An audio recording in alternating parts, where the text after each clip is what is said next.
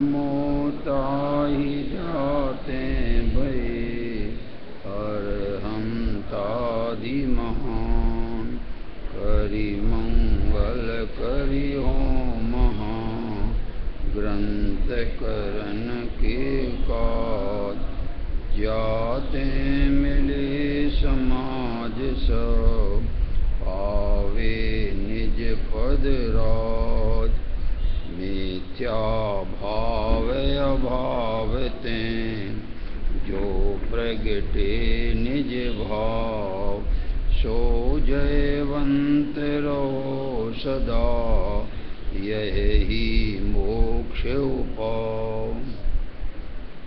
ये मोक्ष मार्ग प्रकाशक नामक शास्त्र है, पंडित प्रवर टोडरमल जी द्वारा रचित। और इसके अंतर्गत कल अपन ने मोहिनी कर्म के उदय में या मिथ्यात्व कर्म के उदय में जो जीव की अवस्था होती है उसकी चर्चा प्रारंभ की थी। अभी हम उसको आगे बढ़ाते हैं। कल इतनी चर्चा हो चुकी है कि दर्शन मोह के उदय से मिथ्यात्व भाव होता है और उस मिथ्यात्व भाव से यह जीव अन्यथा श्रद्धान करता है। अन्यथा श्रद्धान माने अन्यथा प्रतीति रूप श्रद्धान करता है, उसका नाम अतत्व श्रद्धान है। अतत्व श्रद्धान कहते किसे हैं, कैसा अन्यथा होता है वो, तो कि जैसा है वस्तु का स्वरूप जैसा है वैसा नहीं मानता और जैसा नहीं है वैसा मानता है। तो प्रश्न आया तो वस्तु का स्वरूप कैसा है, तो पहले आत्म वस्तु का स्वरूप बताया, फिर आत्मा से भिन्न वस्तु का स्वरूप बताएंगे, शरीर का भी परिचय कराएंगे और आत्मा का भी परिचय कराएंगे। शरीर का परिचय तीन विशेषणों द्वारा कराया। अमूर्तिक प्रदेशों का पुंज, प्रसिद्ध ज्ञानादि गुणों का धारी, अनादि निधन वस्तु आप है। आप है माने स्वयं आत्मा है, ये तो स्व है। और शरीर के विषय में ये लिखा, मूर्ति पुद्गल द्रव्यों का पिंड, प्रसिद्ध ज्ञानादिकों से रहित और जिसका नवीन संयोग हुआ है ऐसा शरीर आदि पुद्गल पर है। आत्मा स्व है और ये शरीर आदि पुद्गल पर है। आप जरा विचार करके देखना कि जो स्व है वो अमूर्तिक भी है, चैतन्यमय भी है, यानी स्वपर प्रकाशक ज्ञान वाला भी है और अनादि अनंत है। तो उसमें उसका स्वरूप जानते साथ हमारे ख्याल में ये बात आ जाती है कि मैं अमूर्तिक हूँ। जो जो मूर्तिक दिखाई दे रहा है वो जीव नहीं। क्या कहा, जो जो भी इंद्रियों से ग्रहण करने में आता है वो जीव नहीं, क्योंकि इंद्रियों के द्वारा जो ग्रहण होता है वो केवल स्कंद का ही ग्रहण होता है। पुद्गल स्कंद का ग्रहण होता है। पुद्गल परमाणु भी इंद्रिय ग्राह्य नहीं होता है, स्कंद ही इंद्रिय ग्राह्य होता है। तो आपने अपनी आंखों से जो भी देखा है अभी तक वो कौन सा द्रव्य देखा है, बोलो। सच पूछो तो द्रव्य आपने देखा ही नहीं। क्या कह रहे, ना तो जीव को देखा है, क्योंकि जीव को देखने वाले सम्यक दृष्टि होते, तो जीव को तो देखा नहीं है। और ये ध्यान रखना, यहाँ देखने और जानने की बात चल रही है। ये आंखों से जैसा देखते हो ऐसी बात यहाँ नहीं है। आत्मा के विषय में जब बात चलेगी तो वो आत्मा को देखना और जानना माने उसका अनुभव करना, वह वो अनुभव करने ही का नाम देखना और जानना है। तो यहाँ आत्मा को तो अनुभव किया नहीं, इसलिए अनादि से जीव मिथ्या दृष्टि चल रहा है। अब रहा ये कि पुद्गल को, पुद्गल तो शुद्ध पुद्गल एक परमाणु का नाम है और उसे आत्मा इंद्रियों के द्वारा ग्रहण कर सकता नहीं। क्या कहा, तो पुद्गल भी ज्ञान में नहीं आया आपके। धर्म द्रव्य अमूर्तिक है जो इंद्रियों का विषय नहीं, अधर्म द्रव्य अमूर्तिक है वो भी इंद्रियों का विषय नहीं, आकाश द्रव्य अमूर्तिक है वो भी इंद्रियों का विषय नहीं। तो मैं पूछता हूं कि आपने अभी तक 5 इंद्रियों से जो ग्रहण किया वो क्या ग्रहण किया, क्या जाना? क्या जाना? पुद्गल स्कंद को ही जाना है। स्पर्शन इंद्री से भी पुद्गल स्कंद का स्पर्श वाला ज्ञान होता है। रसना इंद्री से रस का है तो वो भी स्कंद ही है, उसका ज्ञान होता है। घ्राण इंद्री से गंध का ज्ञान होता है, वो गंध भी स्कंद रूप है। नेत्र इंद्री से रूप का ज्ञान होता है, वो रूप भी स्कंद रूप है। और कर्णेंद्री से शब्द का ज्ञान होता है, वो शब्द भी स्कंद रूप है। तो इस जीव ने आज तक अगर इंद्रियों के माध्यम से कुछ जाना है तो मात्र स्कंद का परिचय है, पुद्गल स्कंद का परिचय है। किसका?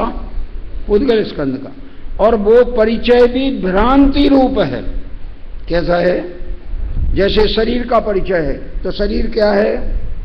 पुद्गल स्कंद है, पुद्गल परमाणुओं का, अनंत पुद्गल परमाणुओं का स्कंद है।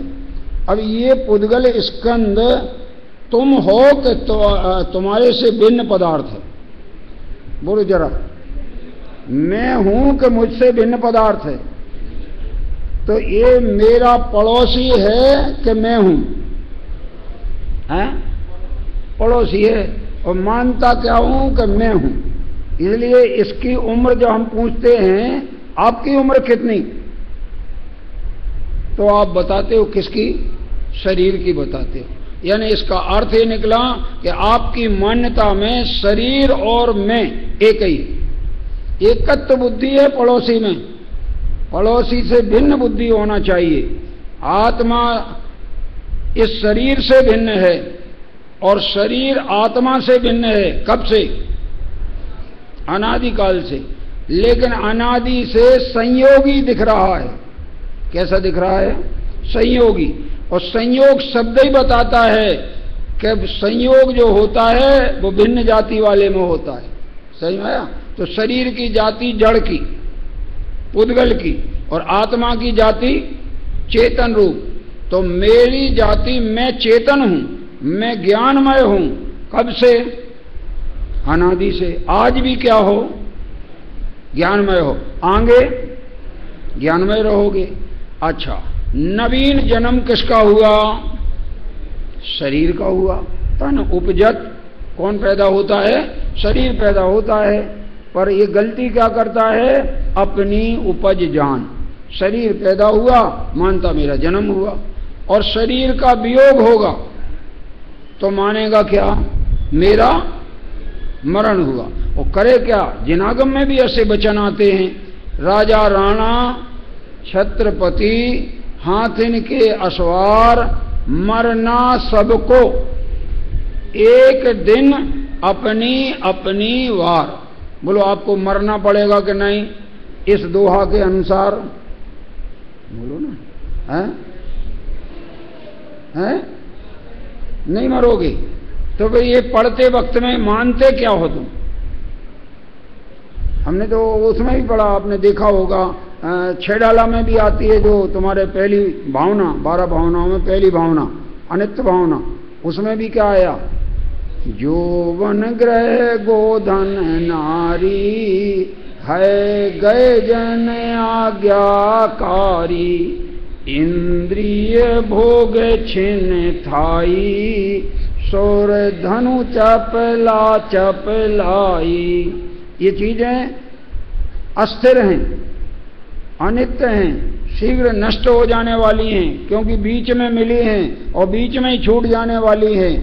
और ये अपनी जाति की नहीं है, ये जड़ है।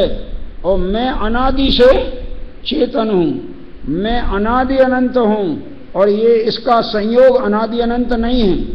ये तो बीच में ही संयोग होता है, बीच में वियोग होता है। तो एक बात बताओ, मरण में क्या होता? क्या है मरण में? इतना सा होता है कि एक चला जाता है, एक पड़ा रहता है। क्या होता है? एक चला जाता है, एक पड़ा रहता है मरण के काल में। तो चला जाने वाला मैं हूं कि पड़ा रहने वाला मैं हूं? हैं? चला जाने वाला मैं हूं। ये पक्का है कि हम चले जाएंगे, ठीक है ना? कहां जाओगे? हैं? कि ये पक्का नहीं है कहां जाएंगे। तो जब जाने का पक्का नहीं है तो तैयारी क्या करोगे जाने की? पक्का तो होगा कहां जाना है। चलो ये बताओ, जाना कहाँ चाहते हो? कहाँ जाना चाहते? ये भी पता नहीं। चला जाऊंगा पर कहाँ जाऊंगा ये भी पता नहीं है, और हमें कहाँ जाना है ये भी हमें खबर नहीं। अब जिसको ये खबर नहीं कि मुझे कहाँ जाना है, तो वो तैयारी क्या करेगा? बोलो, कर पाएगा कोई तैयारी? नहीं हो पाएगी। तो ये निश्चित करो मुझे जाना है। देखो मालूम, दो ही जगह है जाने लायक, तीसरी तो कोई है ही नहीं। एक तो एक जहां से आए हो वहीं चले जाओ, दूसरा एक मोक्ष चले जाओ। ठीक है ना? कहाँ जाना चाहते हैं? तो अभी हमने पूछा था ना कि कहाँ जाना, क्यों नहीं बता रहे थे? अब बताते, हिंट मिल गया थोड़ा सा। कहाँ जाना है? कहाँ है मोक्ष? है ऊपर है कि इधर मध्यलोक में है? बोलो। है आत्मा में, क्योंकि बंध दशा आत्मा की है, तो मुक्त दशा किसकी होगी? तो मोक्ष वहां होगा कि यहां अंदर होगा? जहां विकार का अभाव हुआ, राग द्वेष का अभाव हुआ, वीतराग दशा प्रगति, अज्ञान का अभाव हुआ, तो अरहंत अवस्था आ गई। बाद में बचे हुए कर्मों का अभाव हुआ और आत्मा अकेला मात्र बिना संयोग के रह गया, जिसमें न द्रव्य कर्म का संयोग, न भाव कर्म का संयोग, न नो कर्म का संयोग। ऐसा आत्मा का नाम है मुक्त आत्मा। क्या नाम है? ये मुक्त आत्मा कहाँ होता है? मुक्त कब बनता है, कहाँ बनता है? हैं? यही बनता है ना? यही बनता है। तो हमारी एक राय है, आज तक जितने आत्मा परमात्मा बने हैं, सिद्ध बने हैं, वे सब अपना आत्म ध्यान करके परमात्मा बने हैं। ठीक है कि नहीं? अब आत्म ध्यान करने में उपयोग एकाग्र करना पड़ता है। एकाग्र कहाँ लगाते हैं उपयोग? है आपको नहीं मालूम कहाँ लगाए जाते? आत्मा असंख्यात प्रदेशी है। कितना प्रदेश वाला है? असंख्यात प्रदेशी। और तो आत्मा के 8 प्रदेश जो हैं वे मध्य प्रदेश कहलाते। क्या कहलाते? मध्य प्रदेश। तो जिन्हें मोक्ष जाना है उन्हें ध्यान कहाँ लगाना चाहिए? मध्य प्रदेश में। देखो जरा, मध्य प्रदेश माने मैं वो नहीं कह रहा हूँ राजस्थान और वो मध्य प्रदेश। मध्य प्रदेश में आत्मा में ध्यान दे करके उपयोग एकाग्र करता है, तो वहां एकाग्रता के काल में उपयोग में शुद्धोपयोग चलता है, और शुद्धोपयोग के बल से संवर निर्जरा होती है और मोक्ष की प्राप्ति होती है। ठीक है ना? तो अब अपने को मोक्ष प्राप्त करना है। आए कहां से? है निगोद से। निगोद का परिचय है तुम्हें? क्या है उसका स्वरूप? एक श्वास में 8-10 बार जन्म्यो मर्यो भरो दुख भार, निकस भूमि जल पावक भयो, पवन प्रत्येक वनस्पति थयो। ये तो निगोद की अवस्था है, यानी आपका समझिए घर, क्योंकि अनंत काल से कहाँ रहे तुम? वो निगोद में रहे। ठीक है ना? नित्य निगोद आपका असली घर है। समझ में आया ना? क्योंकि आप हमेशा से वहां रहे हो। अब निकल के आ गए और ये मनुष्य आदि पर्याय तक आ गए। अब अपना लक्ष्य क्या है? जाना कहाँ है? तो जाना मोक्ष है। मोक्ष कहाँ है? बाहर के अंदर। तो मोक्ष पाने के लिए अंदर में देखें कि बाहर देखें? हैं? अंदर में देखना पड़ेगा ना। अब आप ये बताइए, आज तक आपने देखा तो अंदर में देखा कि बाहर देखा? बाहर देखा। तो बाहर देखना इंद्रिय ज्ञान है। कौन सा ज्ञान है? और अंतरंग में देखना अतीन्द्रिय ज्ञान है। क्या कह रहे हैं? अतीन्द्रिय ज्ञान से आत्मा देखा जाता है, इंद्रिय ज्ञान से आत्मा नहीं देखा जाता है। इंद्रिय ज्ञान से तो रूपी पदार्थ दिखता है, इंद्रिय ज्ञान से आत्मा दिखाई नहीं देता। तो वो जो एक चला जाता है और एक पड़ा रहता है, लोग उसके मरण होने पर, चले जाने वाले के चले जाने पर, और पड़े रहने वाला सामने पड़ा रहा, लेकिन लोग उसके लिए रोते हैं। रोते कि नहीं रोते हैं? रोते ना। कोई गुजर जाए तो दूसरे रोते कि नहीं रोते? बोलो ना भाई। हाँ हाँ हाँ ठीक। अब ये बताओ, वो रोने वाला चले जाने वाले के लिए रोता है कि पड़े रहने वाले के लिए रोता है? हैं? अब जवाब ही नहीं दे पाएंगे, और जो देंगे सब गलत ही होगा। समझ में आया ना? क्या मैंने पूछा? लोग रोते हैं चले जाने वाले के लिए कि पड़े रहने वाले के लिए? हैं? किसके लिए? सुनो सुनो सुनो, मैं सुनाता हूं। रोने वाला अगर वो चले जाने वाले के लिए रोवे तो चले जाने वाले को तो इसने कभी देखा ही नहीं। क्या कहा? जिसे देखा नहीं उसके लिए रोना समझदारी है कि मूर्खता है? बोलो ना, मूर्खता। ठीक, हम आपसे बुलवाते हैं, आपका हमें विश्वास है कि आप गलत नहीं बोलोगे, और बोलोगे तो हमें मालूम है कि हम काय को बैठे।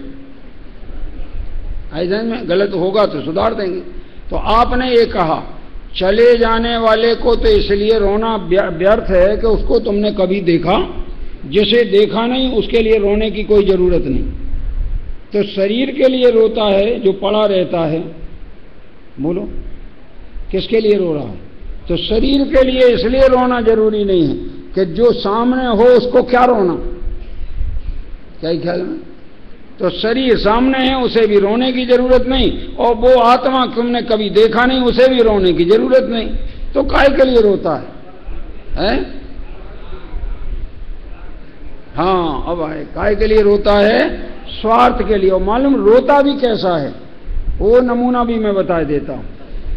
और रोते रोते बोलता है, रोने में हमेशा रोना गाना ही होता है, रोना गद्य में नहीं होता है।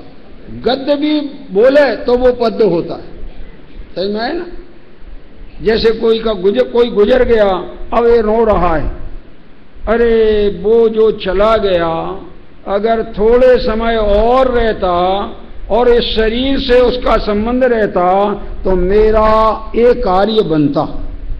काय के लिए रोया? स्वार्थ के लिए रोया। तो सब स्वार्थी हैं क्या? क्या कह रहे? हमने तो ऐसे ही पढ़ा है, उसमें ऐसा लिखा है 12 भावना में दौलत राम जी ने ये लिखा है कि शोभ अशोभ कर्म फल जेते भोगे जिए एक ही तेते सुत दारा होए न सीरी। सब स्वार्थ के गर्जी हैं। जब सब स्वार्थ के गर्जी हैं तो तुम भी स्वार्थी बनो, हमारी सलाह है। क्या कह रहे? और स्वार्थी केवल सच्चे वे ही होते हैं जिन्हें स्वा की खबर होती। अर्थ कहते हैं प्रयोजन साधने को, और प्रयोजन कहते हैं सुख की प्राप्ति को, और सुख होता है आकुलता के अभाव में। तो जो भी स्वार्थी बनना चाहे उसे पहले स्वा को जानना चाहिए, माने आत्मानुभव प्रकट करना चाहिए, और आत्मानुभव से आत्मा के निराकुल सुख प्रकट होता है तो उससे अपने प्रयोजन की सिद्धि होती है, और प्रयोजन की सिद्धि होने पर वो क्या कहलाने लगता है? स्वार्थी। लेकिन जगत वाले स्वार्थी अज्ञानी हैं, स्वा को जानते नहीं और स्वा के लिए पर के नाम से रोते। समझ में आएगा नहीं? अगर स्वा को जाने तो रोना बंद हो जाना चाहिए। क्या कह रहे? और जब तक तुम रो रहे हो इसका अर्थ ये है न तुम स्वा को जानते हो न पर को जानते हो, इसलिए तुम सच्चे अर्थों में स्वार्थी नहीं हो, झूठा स्वार्थ है तुम्हारा। क्या कह रहे? ये सच्चा स्वार्थ तो कोई अलग ही होता है। मैं एक दृष्टांत देता हूं, जरा ध्यान रखना, आपको समझ में आएगा। और ये स्वार्थ पने का दृष्टांत है। एक बार ऐसी घटना घटी कि एक व्यक्ति एक साधु को लूटने चला गया। चोर था और वो साधु को लूटने पहुंच गया। एक साधु था, उसके पास कुछ नहीं था, पीतल का एक कमंडल था और थोड़ा बहुत कुछ और भी हो सकता है सामान हो, और इसके अलावा कुछ नहीं था। और जंगल में वो मिल गया। तो ये जो लूटने वाला था उसे लूटने लगा तो उसने कहा, भाई देखो मेरे पास जो भी हो तो आप हमसे ले लेना, हमें कोई परेशानी नहीं, मगर हमें एक प्रश्न का जवाब दे दो। क्या प्रश्न है? आप जो ये लूटने करने का जो कार्य कर रहे हो, लोगों को परेशान कर रहे हो, इसमें पुण्य होगा कि पाप होगा? तो बोला पाप होगा। तो इसका फल तुम भोगोगे कि जिनके लिए ये तुम कर रहे हो वे भी भोगेंगे? बोले वे भी भोगेंगे। क्या हम ये सब चोरी कर करके ले जा रहे हैं और सबको दे रहे हैं और सब भोग रहे हैं, तो इसका अर्थ ये है कि इसका फल भी सब भोगेंगे, पाप का फल भी सब भोगेंगे। तो क्या एक काम करो ना, अभी तुम्हारी मान्यता तब सुधरेगी जब तुम परीक्षण कर लोगे। हमें यहाँ बंधे रखना हो तो रखो, नहीं तो हम भी तुम्हारे साथ चलते हैं और तुम अपने घर में बहाना बना के पेट दर्द का बहाना बनाना और बाद में सांस रोक के पड़े रहना। मैं तुम्हें दिखाऊंगा कि जगत का स्वरूप क्या है। वो उसने ऐसे ही किया और जाके पहले थोड़ा सा उसने बताया मुझे पेट में बहुत दर्द है, और धीरे धीरे वो एकदम बेहोश सा होने लगा और सांस उसने रोक ली। घर के सब लोग आके रोने लगे, उसकी पत्नी भी थी, पत्नी भी रोने लगी, उसका भाई था, भाई भी रोने लगा, माता पिता थे वे भी रोने लगे, भाई और बहनें थीं वो भी रोने लगी, और कैसा रोने लगे सब, अरे ये जिंदा हो जाए, मैं मर जाती अथवा मैं मर जाता तो ठीक था, मगर ये जिंदा हो जाता, ऐसा बोल रहा था। अब वो जिंदा कैसे करे कौन? तो वो साधु जो इसके साथ में था वो ये चिल्लाता हुआ निकला कि यदि किसी के यहाँ कोई मर गया हो तो मैं उसे जिंदा करने में समर्थ हूं। वो ये बोला। उसने कहा ये तो बहुत जोरदार बात है। सब दौड़े पूरे के पूरे, अरे बाबा जी हमारे घर चलिए, अमुक का देहांत हो गया, अरे मैं उसके लिए तो मैं मरने तैयार हूं, हैं, मगर उसे जिंदा कर दे कोई। अच्छा कि ऐसा है, चलो हम कर देते हैं। एक कटोरा पानी लाओ, पानी लेके आए, थोड़ी सी राख लाओ, राख जानते ना, है ना, वो राख लेके आया, थोड़ा इसने झूठा मंत्र पढ़ा, राख उसमें डाल दी, दवाई तैयार हो गई। चलो इस दवाई का असर ये होगा जो पिएगा वो तो मर जाएगा और ये लड़का जिंदा हो जाएगा। क्या कहा? जो पिएगा वो तो मर जाएगा और ये लड़का जिंदा हो जाएगा। अब बोलो किसको था ये लड़का प्राणों से प्यारा? चलो माता से पूछा, तैयार नहीं हुई माता कि नहीं मैं नहीं मरूंगी, अब ये तो मर ही चुका, उसके पीछे मैं काहे को मरूं। और पिता से कहा, वो भी नहीं तैयार हुए। आखिरी में पत्नी से कहा कि तेरा तो ये सर्वस्व था और अब वो अगर गुजर गया तो तेरी जिंदगी बेकार हो गई, तो तुम पी लो ये दवाई ताकि ये जिंदा हो जाए। नहीं मैं नहीं पीऊंगी, भले मैं ऐसे ही रह लूंगी मगर मैं नहीं पीऊंगी। कोई ने नहीं पीनी, कोई तैयार नहीं हुआ और ये सब देखता रहा। तो वो साधु बोला एक काम करें, मैं पी लूं? अरे कहे बाबा जी आपने संसार छोड़ ही दिया है, आप ही पी लो, आप ही मर जाओ और हमारे लड़के को जिंदा कर दो। समझ में आया कि नहीं?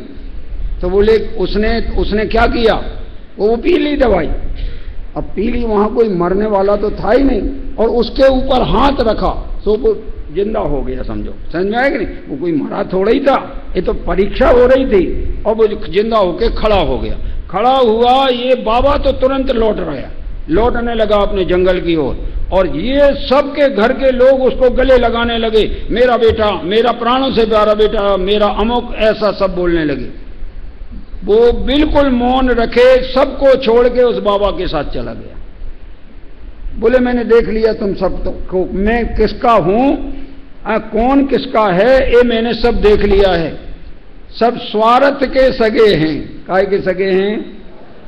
अरे थोड़ा आचार्यों ने तो इतना कड़क शब्द डाला है नियम सार में इतना कठिन शब्द डाला है। पद्मनंदी आचार्य ने उसकी टीका लिखी है, उसमें लिखा है कि ये जो जगत में संयोग बन गए हैं, एक घर कुटुंबी जन के जो लोग हैं, ये तो ठगों की टोली है, ऐसा लिखा है। ठगों की टोली है। क्यों? क्योंकि वे यही चाहते हैं इनके पास अगर कुछ है वो हमें मिल जाए, उसके लिए तो प्रेम करते दिखाएंगे, और अगर इसके कुछ है ही नहीं तो प्रेम करने की क्या जरूरत, क्या बात है। तो ये सब जो हैं अपना स्वार्थ साधते हैं। तो सभी स्वार्थ जब साधते हैं तो एक भजन लिखा इन्होंने तुम्हारे से बुद्धादास जी ने, कि स्वार्थ साधे पैर पैर से, ऐसा कुछ आया ना, और परमार्थ को लूला रे भगवंत भजन क्यों, ये शब्द एक भजन गाया। तो तू भी अपना स्वार्थ क्यों नहीं साधता है, तू अपना स्वार्थ साधने के लिए लूला बन जाता है और लौकिक स्वार्थ साधने के लिए निरंतर उद्यम करता है, तो ये बात सही नहीं।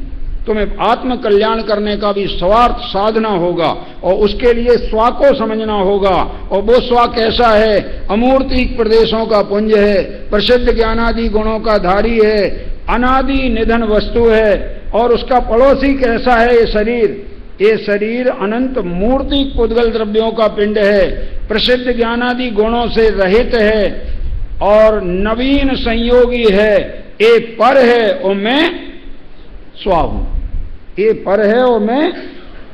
अब आप बताओ, शरीर को आप अपना मानते हो कि पराया, बोलो ना, मानते हो कि नहीं, ये पूछ रहे हैं। अपना मानते कि पराया हैं, अपना मानते, देखो वो बोल रहे। तो अपना मानना सही है कि गलत है, तो गलत मानते कब तक मानते रहोगे, बोलो। अरे अनंत काल से गलत मान रहे हो और तुम्हें पता भी लग गया है कि ये गलत है, तो अब गलती को निरंतर करते रहना कि गलती छोड़ देना है। एक बहुत महत्वपूर्ण बात बताएं, अलेक्जेंडर पोप नाम का एक व्यक्ति हुआ, कवि, अंग्रेजी पोइट हुआ है। एक जगह मुझे उसकी पुस्तक का नाम और पुस्तक मिली, जिस पुस्तक का नाम था क्रिटिसिज्म, आलोचना। पुस्तक का नाम था क्रिटिसिज्म, माने आलोचना। तो उस आलोचना में उसने ये 7 बातें ऐसी गजब लिखी कि हमने जब ये सुनाई, हमारे भाई नीतीश जी को सुनाई, तो उन्होंने कहा दे दो, हम व्हाट्सएप पे सब जगह फैला देंगे, बहुत ही महत्वपूर्ण, पर तुम भी सुन लो जरा भी महत्वपूर्ण क्या है। उसने ये लिखा है, हिंदी में बता दूं फिर अंग्रेजी पढ़ दूंगा। इसमें लिखा है, अलेक्जेंडर पोप ने ये लिखा है कि जहां देवता भी जाने में डरते हैं, मूर्ख लोग वहां दौड़ के तेजी से जाते हैं। ऐसे मनुष्य 7 प्रकार के होते हैं। आप ऐसे 7 प्रकार के मनुष्यों से सावधान रहना, जिस मार्ग से वे जाएं उस मार्ग से तुम नहीं जाना। अब वे 7 मूर्ख गिनाते, उसमें एक ये मूर्ख भी आएगा जरा भी, जो आ चुका है। देखो लिखा है, one who does not rectify his mistakes of yesterday. एक तो वो मूर्ख जो अपनी कल की गलतियों को रेक्टिफाई माने सुधार नहीं करता है। समझ में आया? इसका तुम अनुसरण मत करना, दूर ही रहना इससे। अपनी जो गलती ना सुधार सके उसकी संगति में तुम्हारी भी अनेक गलतियां हो जाएंगी और सुधरेंगी नहीं कभी। एक बात। दूसरा, one who thinks that every man gets success by the help of others. एक वो जो ये सोचता है कि जितने लोग सक्सेस माने सफलता पाते हैं वे दूसरों ही के सहयोग से सफलता पाते हैं, ये भी मूर्ख है दूसरे प्रकार का। अभी तीसरे प्रकार का मूर्ख, one who does not dare to change his intention. जो अपने अभिप्राय को बदलने की हिम्मत नहीं करता है वो भी मूर्ख है। 3। चौथा लिखा है, one who does not want to change himself but wants to change others. माने वो जो अपने को बदलना नहीं चाहता है, दूसरों ही को बदलना चाहता है, वो भी चौथे प्रकार का मूर्ख। 5वें प्रकार का, one who speaks this is not possible. एक वो जो ये बोलता है ये तो असंभव है, पॉसिबल नहीं, ये भी मूर्ख है। दुनिया में कोई चीज इम्पॉसिबल नहीं है, समझ लेना आप जरा। और 6वां, one who waste his power in useless works. एक वो व्यक्ति है जो अपनी शक्ति तो खो रहा है पर निरर्थक कार्यों में खो रहा है, फालतू के कार्यों में। जैसे तुम्हारे राजनीतिक बहस होती है ना, उसमें जो तुम्हारी शक्ति खर्च होती है, वो शक्ति में तुम्हारा कुछ सिद्ध होने वाला है क्या? तुम्हारी चर्चा से कुछ सिद्ध हो जाएगा, कुछ बदल जाएगा? लेकिन तुम व्यर्थ में पावर खो रहे हो, अपनी शक्ति को खो रहे हो। और आखिरी लिखा है, one who thinks that nothing can be done without grace of God.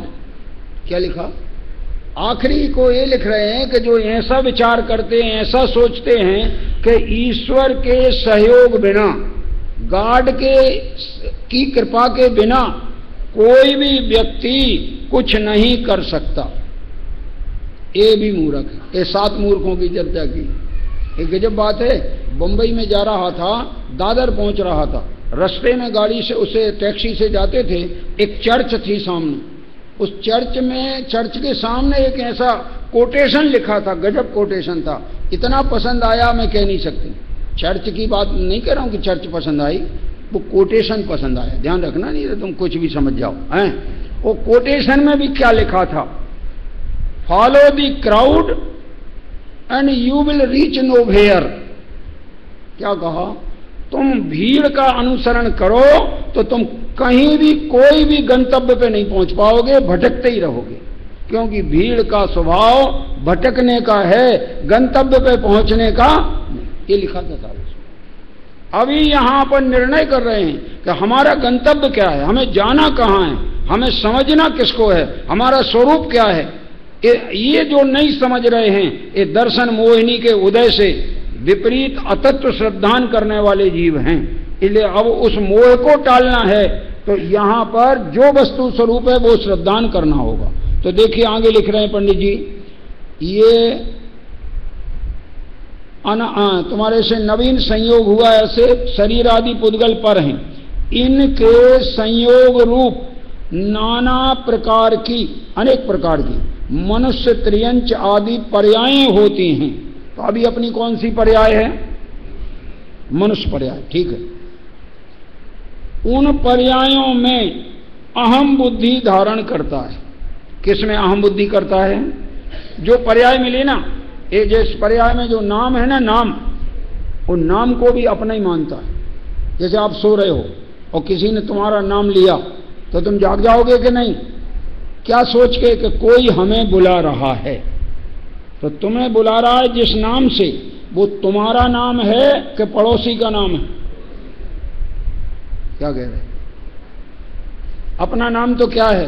पंडित जी धन्नालाल जी एक भजन सुनाते थे, मेरा नाम आत्म भगवान। क्या नाम है मेरा?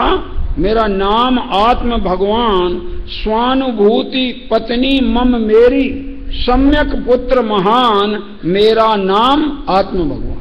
ऐसा वो परिचय कराते थे। तो बताइए, अब मैं शरीर हूं कि शरीर से भिन्न हूं? मैं मनुष्य हूं कि मैं आत्मा हूं? मैं मनुष्य हूं कि मैं गायक हूं? मैंने कल भी बताया था आपको पहले ही दिन कि आप तो ये सूत्र पढ़ के रखो और कुछ ना सूझे तो ये जवाब दे दो। मैंने पूछा तुम मनुष्य हो? तो मैं तो, चलो ठीक है, अब मनुष्य नहीं कहलाए। अब आप ये बताइए, आप तुम्हारे से मनुष्य तो नहीं है, मगर आपने अपना स्वरूप कभी देखा? ये शरीर का स्वरूप तो तुमने देखा, तो तुमने शरीर का स्वरूप देखने वाले हो कि वास्तव में कुछ और हो? और क्या हो? गायब हो। ये ऐसा शब्द है, एक बार तुम्हारे ख्याल में आ जाए तो फिर ये कभी भी तुम्हारे को परेशानियां नहीं होने देगा। हमने ऐसे एक घटना, आपके घर की घटना है भाई साहब, आपके यहाँ की। छोटा था सिद्ध प्रकाश नाम का बालक, इतना छोटा था कि 5 साल या 6 साल का था, और मैं तब से आपके वहाँ जा रहा हूँ, क्योंकि मैं पीएचडी कर रहा था सन 80, 78 और 80 के बीच में। तो वहाँ जाता था, यूनिवर्सिटी हमारी उज्जैन यूनिवर्सिटी थी। तो ये उस बच्चे को इन्होंने ये संस्कार डाल दिया कि तुमसे कोई क्वेश्चन करे तुम एक ही जवाब देना। क्या? मैं तो। अब मैंने क्वेश्चन किए, उसकी परीक्षा ली तो मैंने पूछा उससे, तुम कौन हो? तो कहा मैं गायक हूं। अच्छा, एक दिन क्या हुआ कि वो गिर गया और उसको चोट आ गई और यहाँ कहीं थोड़ा सा खून भी निकल आया जरा सा, और वो रोने लगा। छोटा तो बच्चा ही था, मैंने उससे पूछा तुम कौन हो? रोते रोते बोला मैं गायक हूं। तो मैंने कहा गायक रोता है कि नहीं रोता? कह नहीं रोता। तो मैंने कहा तुम क्यों रो रहे? नहीं रोऊंगा। रोना बंद कर दिया। रोना बंद कर दिया उसने। मैंने कहा गजब है, अभी तो शब्द को सीखा है और रोना बंद हो गया। अगर शब्द का अनुभव हो जाए तो अनंत काल का रोना बंद हो सकता है और तुम क्या एक दशा को प्राप्त हो सकते हो। क्या ही ख्याल में? ऐसी बात है। यहां लिखा है जिस पर्याय को पाता है उस पर्याय में अहम बुद्धि धारण करता है। एक भजन, एक दोहा लिखा है सवैया, इन्होंने बनारसी दास जी ने नाटक समयसार में। वे लिखते हैं, शायद नाटक समयसार या उनके जो अर्ध कथानक, उसमें उन्होंने लिखा जग में मिथ्यात्वी जीव, सुनना जरा ध्यान से, जग में मिथ्यात्वी जीव भ्रम करे है सदैव, भ्रम के प्रवाह में बहा है आगे बहेगा, नाम राखबे को महारंभ करे दंभ करे, यो न जाने दुर्गति में दुख कौन सहेगा, बार बार कहे मैं ही भागवंत धनवंत, मेरा नाम जगत में सदाकाल रहेगा, या ही ममता सो गह आयो है अनंत नाम, और आगे योनि योनि में अनंत नाम गहेगा। क्या कह रहे? ये नाम का के विषय में बता रहे हैं। ये नाम का मोह, मेरा नाम रहेगा। टोडरमल जी ने चौथे अध्याय के अंत में लिखा है, कभी ये कहता है कि मैं मर जाऊंगा और लोग मुझे जला देंगे, कभी कहता है अगर मेरे पुत्र पौत्रादि होंगे तो मैं जिंदा ही रहूंगा। यानी इस तरह से बकता है। पंडित जी ने ये शब्द डाला, इस तरह पागलों की भांति बकता है, कुछ निर्णय। अब आप विचार करो, ये जो जितने नाम दुनिया में मिले हैं, जितने पद दुनिया के मिले हैं, उसमें आत्मा, ज्ञायक आत्मा का क्या है? बोलो। और तो ठीक, पंडित जी जो अभिनंदन पत्र मिलते हैं वे आत्मा का अभिनंदन करने वाले हैं कि जड़ का अभिनंदन करने वाले? बोलो, एक भी पत्र बता दो हमको जिसमें आत्मा का अभिनंदन हुआ हो। शरीर का अभिनंदन होता है। और मालूम क्या कहते हैं? जैसे हमसे कोई कह दे, ओ पंडित जी तो बहुत बढ़िया वक्ता हैं, समझ में आएगा ना? तो हमारी प्रशंसा हुई कि हमारे पड़ोसी की प्रशंसा हुई। वक्ता मैं हूं कि मेरा पड़ोसी है? बोलो। तो ये ऐसा जो हमारे लिए अभिनंदन किया गया, ये मेरा अभिनंदन है कि मेरा अपमान है? मगर व्यवहार में जो वाकई अपमान है परमार्थ में, उसे व्यवहार में जीव अपना अभिनंदन मानता है। समझ में आएगा? और उस अभिनंदन के लिए अपना भाव बिगाड़ता है। समझ में आएगा नहीं? अनीति करता है, अन्याय करता है, केवल इसके लिए कि मेरा नाम रहना चाहिए। और नाम के लिए लोग खर्च भी बहुत करते हैं। नाम ना हो तो बिल्कुल खर्च नहीं करते, और इसलिए खर्च कराने वालों को इनको बहुत लोभ देना पड़ता है, तब ये खर्च करते, नहीं तो खर्च नहीं करते। यहाँ तो पंडित जी कह रहे हैं कि पर्याय में तुम जब तक अहम बुद्धि धारण करोगे तब तक तुम्हें स्वपर का भेद विज्ञान नहीं होगा, और स्वपर का भेद विज्ञान हुए बिना सम्यक दर्शन नहीं होगा, और सम्यक दर्शन हुए बिना अतत्व श्रद्धान का अभाव नहीं होगा, और अतत्व श्रद्धान मिटे बिना कोई भी जीव मोक्ष मार्ग में नहीं लग सकता।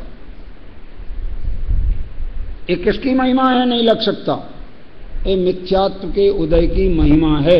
मोहिनी कर्म की महिमा दिखा रहे हैं पंडित जी ने। दो पूरे मोक्ष मार्ग प्रकाशक में दो प्रकार की महिमा की चर्चा की है।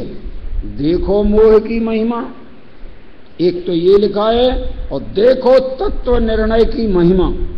सही में आया कि नहीं? दोनों की महिमा लिखी, एक तत्व निर्णय की और एक तत्व के विपरीत भाव की, मोह की महिमा।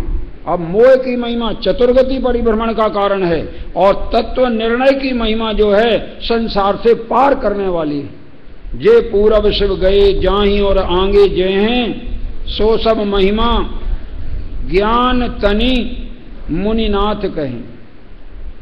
ये ज्ञान की महिमा है। मोक्ष जाना है, भाव सागर से पार होना है, दुख से बचना है, सुखी होना है, तो ज्ञान से सुखी होता है। तो इसलिए ज्ञान अग्रणी है, इसलिए ज्ञान समान न आन, जगत में सुख को कारण, यह परमामृत जन्म जरा मृत्यु रोग निवारण, सारे प्रकार के रोगों को दूर करता है। अभी अपन ने जो परिभाषा पढ़ी, जन्म मरण का अभाव हो गया उसमें, क्योंकि मैं अनादि निधन हूं, तो अनादि का जन्म नहीं होता और अनिधन जो है उसका मरण नहीं होता। समझ में आया? और मैं अभी तक मानता था कि मेरा जन्म भी होता है और मेरा मरण भी होता है। ये तत्व जब समझ में आएगा, ज्ञायक तत्व, तो मैं तो कभी जन्मा भी नहीं हूं और मैं कभी मरने वाला नहीं हूं। जन्म मरण की पर्यायें, संयोग वाली पर्यायें होती रहेंगी, लेकिन उन पर्यायों से मैं भिन्न चेतन था, चेतन हूं और चेतन रहूं। ऐसा निर्णय हो तो भेद ज्ञान प्रगटे और मोह की महिमा खत्म हो जाए, अतत्व श्रद्धान मिट जाए, तत्व श्रद्धान हो जाए और उमा स्वामी की ये बात सार्थक हो जाए, तत्वार श्रद्धानम। ये तत्वार श्रद्धान से सम्यक दर्शन होता है। इसकी चर्चा अभी आगे बढ़ाएंगे, इसमें इस वर्तमान पर्याय का विश्लेषण करेंगे। वो 4 बात रूप विश्लेषण होगा और उसके फिर विचार अपन आगे करेंगे। वो 4 प्रकार के ना सुन लो जरा, क्या क्या विश्लेषण किया जाएगा उस पर्याय में। माने इस वर्तमान पर्याय में 4 चीजें ध्यान देखो। एक तो अपने गुण, क्या है? एक तो अपने गुण, दूसरा रागादिक भाव, 2, तीसरा अपने को कर्म के निमित्त से हुए वे रागादिक औपादिक भाव कहलाते हैं, और वर्णादि होता है। वर्णादि शरीर के पुद्गल गुण, पुद्गल के गुण हैं। ये वर्ण जो है, स्पर्श रस गंध वर्ण, ये किसके गुण हैं? ये पुद्गल के गुण हैं। तो पुद्गल के गुण अथवा शरीर आदि पुद्गल के गुण हैं। शरीर आदिक में वर्णादिकों का, परमाणुओं का नाना प्रकार पलटना होता है, वह सब पुद्गल की अवस्था है। सो इन सब को ही यह अपना स्वरूप जानता है। स्वभाव और प्रभाव का विवेक यानी भेद नहीं हो सकता। किसके कारण नहीं हो सकता? बस मिथ्यात्व का उदय होगा तो ये भेद नहीं कर पाएगा, और भेद कर लेगा तो मिथ्यात्व का उदय उपशमित हो जाएगा। ये हमारे मिथ्यात्व दशा का उपशम करना है और वेद ज्ञान करके आत्मानुभूति करनी है। ये मेन कार्य है, करने लायक कार्य है, और इसके लिए अपन इसके विस्तार में कल चलेंगे। आज का टाइम हो गया।